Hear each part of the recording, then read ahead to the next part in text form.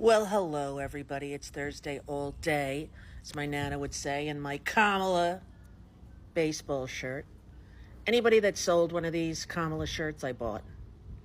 I'm going to keep them, and I'm going to give them to my grandkids and say, this is when we broke the glass ceiling. This is when we saved democracy. This is when Joe Biden's generosity of spirit, his kind heart, saved the United States. And Donald Trump ended up in prison where he belongs. That's what I'm going to say when I hand down these t-shirts to my great-grandkids if I live that long. But who knows, really, seriously, who knows? Yeah? Doing therapy downstairs if you ever, I don't know if you ever. Oops, sorry. I'm on this Chefs for Kamala or Cooking for Kamala, where we're all the chefs, like my chef, Elizabeth, problems with the privileged chefs, right? But I have a chef because I don't cook, and I had a heart attack, and I hired this woman and found out that she was this very famous chef, but I didn't know that when I hired her, Elizabeth Faulkner, and she's fantastic. And so she's one of the chefs featured, and Pod Malashki and Joel McHale are doing the emceeing, and everybody's going to cook Kamala's mom's chicken dish, and we're all going to eat it, and you can donate money, and it's all for raising money for Kamala to win, because, you know, we've only got 70-something days left, and the orange blob is decomposing every moment. He's in a narcissistic collapse, and I don't know exactly what's going to happen, but it's not going to be good. So everybody fasten your seatbelts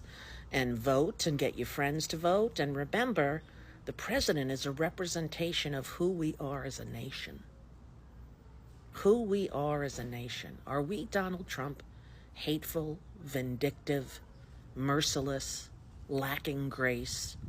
Or are we Kamala Harris and Tim Walz? Are we generous, kind, compassionate, patriotic, and humanistic? That's the choice that you have, America. Democracy or dictatorship? What's your choice? And I've heard some people on the news saying, we could use a dictator like Trump. Oh, people, do your research, man. Read a history book. Nobody needs a dictator, especially not the United States of America. So anyway, that's going to happen in a few minutes. In fact, I should probably get off this now because I'm about to go and make my big 4-second debut. I can't wait. I should have put lipstick on. I bought this new stuff that you're supposed to like roll here. Has anyone seen it? It's on Instagram. It's called Glow or something. And you like put it here and it makes your lips a little bit fuller. But it's not like fillers. It's like a little, it's probably pure junk. But, you know, of course I read it. And then I looked at the reviews and everybody's like, oh, I love it. But that's what they said about that mouse house in Franklin Lakes. It was horrible.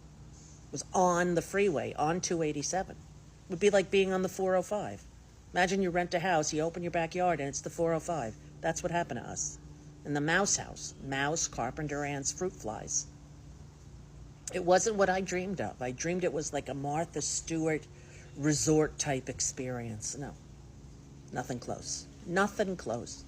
But I can't complain because my son got married and we all survived, and here we are a week and a half later. Tomorrow, my son will be married 2 weeks. That's something, isn't it? Can I just talk about this? What just happened in my mouth? I pulled out something. I don't know what it was. Something I ate earlier. My dentist said to me about 6 months ago, you need to get a water pick. And I never really used a water pick. I had one back in the day, but it didn't seem to do anything, you know? So I got the Sonicare toothbrush and water pick in one. And the toothbrush kind of sucks. It's very, very soft. And, you know, I usually use my real Sonicare, and that buzzes everything, and it's great. Then it's clean. And then I use my water pick, and the shit that comes out of your mouth, you would never believe it. It's like a piece of bacon, some spinach, a Barbie shoe. Shit comes out of your teeth that you can't believe is in there. So every day, I do it twice a day. And then I saw my dentist the other day, and she said to me, what's happening? Do you need me? I gotta go. I'm on right now. It started that we're on? Oh, I gotta go. I gotta go do my... All right, should I come out now? All right, hold on. I gotta go do the cooking for Kamala. So hold please, hold please. This is Chefs for Kamala, or Cooking for Kamala? Cooking for Kamala. And we're on right now, and that's Elizabeth and Sherry, and they're both very known chefs in the world, and I love them. And we're going to have the Kamala chicken. What are we having? Kamala's roasted chicken. Roasted chicken. So if you want to go to Cooking for Kamala right now and sign up and get on. It's free. It's free. Come on. Let me see you there. So many chefs. So many chefs. Hold, please. Okay, so we're on right now, and we're going to be doing the chicken, the Kamala chicken recipe, and it's going to be fun. And Padma Lashki, who is the most beautiful woman that ever walked the face of the earth, is stuck in a traffic jam on the way home from Newark Airport in the middle of this live event. But Joel McHale, who on The Bear was unbelievably brilliant. He's a very, very talented guy, and he's on this cooking show. Why he's into cooking, I don't know, but he must be, because on The Bear he played a chef that was really a bully. But he played it so well, he really did. But anyway, Sherry Yard and Elizabeth Faulkner are here, and they're participating in this, and I'm just lingering. I'm lingering in the background, because that's what they asked me to do, linger. So I'm going to linger. But Joel is so talented, and so is Padma. I mean, if she does nothing else, wake up and look in the mirror. The girl is, well, she's a woman, not a girl. The woman is stunning. Like, stunning. Like, you want to go, like, seriously? Like, every time I see her, I get, like, endorphins. What does that mean? I don't know, but I gotta go. I gotta go back there. Okay, bye. Okay, so I got like 5 minutes or 10 minutes before I'm on. But anyway, so that's exciting, you know? It's exciting, all of this about Kamala Harris. It's exciting to know in the jaw of the beast, we can still win, you know? And believe me, that orange monster is the beast. It's hard for me to believe that people can actually know about what he has done and said and still support him. But that's America right now, and it's hard for me to imagine. I blame Mark Burnett for presenting this man on a reality show as a successful billionaire businessman when he is everything bad. He was a bankrupt 6 times. He's convicted rapist. Shut down his charity because they were stealing money from kids with cancer. Not allowed to have a charity in New York. This is a really bad guy, and you have to have blinders on to not see it. And if you think he's for you, the working class people, if you think he gives a shit about you, when he looks down on anyone who he feels is beneath him, and that's pretty much everyone, including all our veterans who gave their lives for this country, he continues to insult and belittle them. He's a bad guy. And we have to really make sure that every person who believes in decency shows up in November and votes for the Harris-Walz ticket. That's what we have to do. You understand the assignment, everybody? You understand the assignment? He says he's going to go after his enemies and critics when he gets in. That's a long list, Donald. What are you going to do? Going to go after everybody who sees you for who you are? The emperor has no clothes? Never did. You've been naked, man, with your orange body in front of all of us to see. Very sad. And how did America let this happen? Mark Burnett, I blame you. Producer of The Celebrity Apprentice and The Apprentice. I blame you for lying to America, making millions of dollars for yourself, and screwing the country. Shame on you, Mark Burnett. TikTok, you don't stop. Here we go. And Bobby Kennedy, what a disgrace you are. There you go. Happy, happy. Bye-bye. TikTok, you don't stop.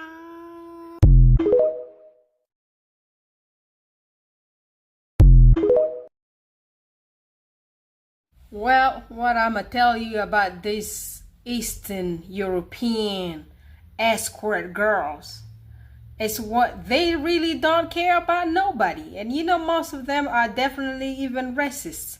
So listen to what Melania Trump has to say about wearing a jacket with the message. I'm not sure if y'all guys have watched this before, but anyway, I'm gonna play it here for you. Fashion criticism over the years. One of her most controversial outfits to date was the green Zara jacket that she wore to visit a detention center for migrant children near the Mexican border in Texas in 2018. The jacket had the words, "I really don't care. Do you?" printed on the back. Many observers found this statement inappropriate given the nature of her visit. As Harper's Bazaar noted, the outfit was slammed as being horrifically tone-deaf and hugely insensitive. In an interview with ABC News, Melania claimed that she only wore the jacket to get on and off the plane to send a message to the press. It was for the people and for the left-wing media who are criticizing me, and I want to show them that I don't care. In the nature of her visit, as Harper's Bazaar noted, the outfit... Yeah, she really doesn't care. So, this is your MAGA girl.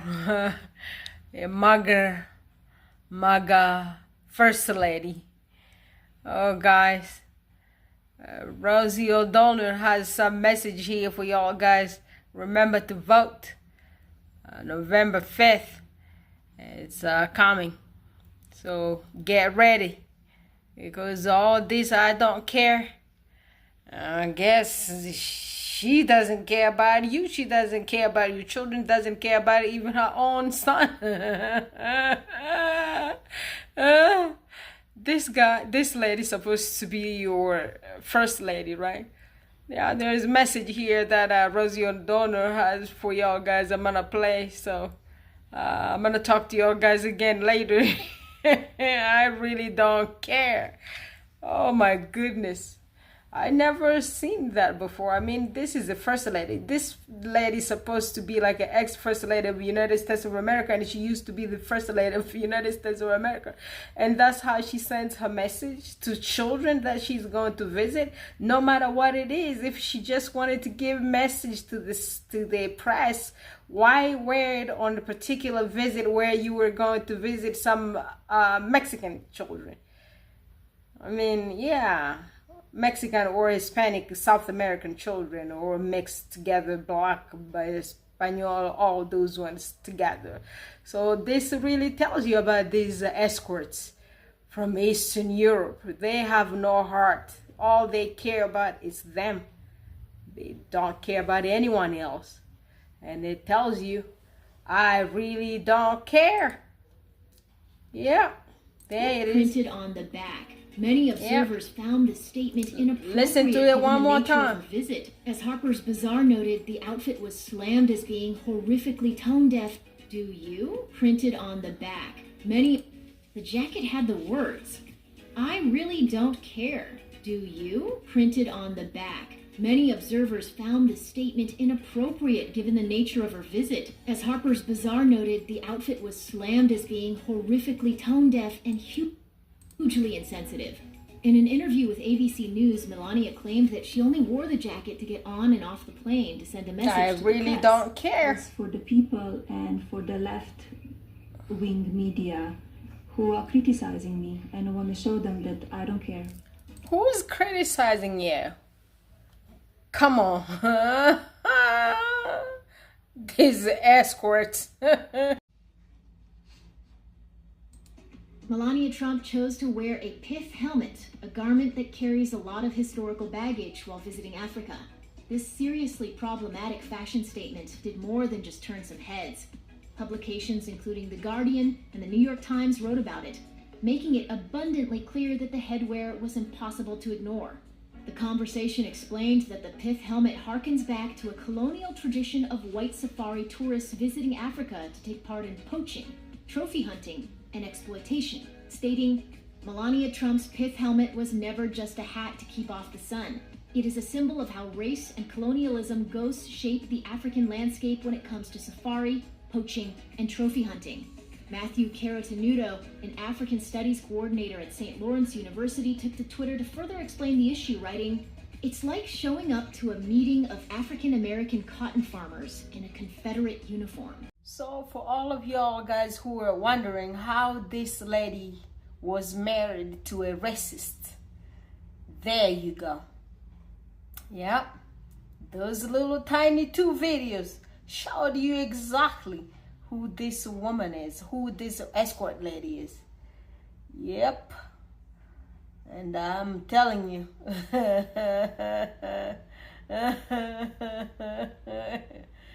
that's the reason behind why they are still married.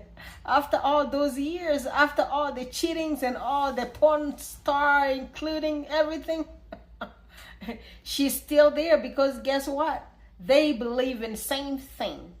They believe in the same things. They believe in keeping others poor and promoting themselves and telling others that they're better than them. And they believe in racism. So this is what these 2 people stand for.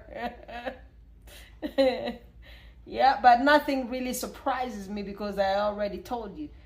These escort girls, that's what they do. And that's what they stand for. They will do anything for money because they sold their souls to the $1 million to inheritance and all those ones. Yep. These are women with no souls. These escort ladies. Terrible. Those are the people hanging around that orange guy. Vote blue, y'all. Vote for Kamala Harris.